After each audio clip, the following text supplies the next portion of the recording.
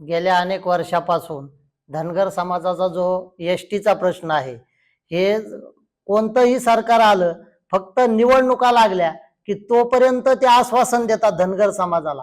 एकदा निवडणुका आल्या, निवडून आले का धनगराचा त्यांना विसर पडतो. तर येणाऱ्या 21 तारखेला आमचे मल्हार येऊदे, आदरणीय दीपक भाऊ बोराडे यांच्या नेतृत्वाखाली, यांच्या मार्गदर्शनाखाली येणाऱ्या 21 तारखेला आम्ही 1 कोटी धनगर समाज त्या ठिकाणी कसा जमेल, त्या प्रयत्नासाठी आदरणीय संघर्ष येऊदे दीपक भाऊ बोराडे 2 महिन्यापासून महाराष्ट्र पिंजून काढतात.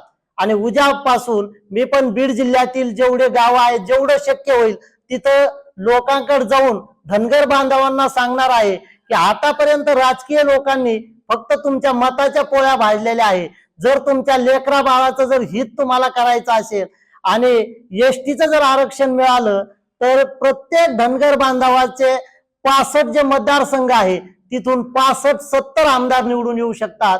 मग लोकांना भीक मागण्यापेक्षा आम्हाला तिकीट द्या, कारण हे राजकीय लोक वेळेला धनगर समाजाचे तिकीट कापले जातात आणि नको त्यांना तिकीट दिले जातात. मग ही आमची हक्काची मागणी आहे. जर एसटीचं आरक्षण आम्हाला मिळालं तर आमचे हजारो मुलं डॉक्टर, कलेक्टर, एवढंच नव्हे खासदार, आमदार होणार आहेत.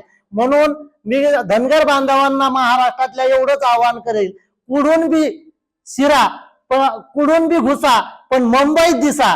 जर तुम्ही मुंबईत जाम केली तर या राज्य शासनाचं डोळे उघडल्याशिवाय राहणार नाही. आणि प्रत्येकाने येताना, आता फॉर्म्युला आम्ही असा राबवला की प्रत्येकाने येताना 2 मेंढ्या घ्यायच्या. का? मेंढ्या नेल्याशिवाय आणि घोडे नेल्याशिवाय हे जागृत होणार नाही. आणि जर का यांनी आम्हाला 21 तारखेला आरक्षणाची भेट दिली नाही तर मंत्र्याच्या आणि मुख्यमंत्र्याच्या घरामध्ये आम्ही मेंढ्या सोडल्याशिवाय राहणार नाही.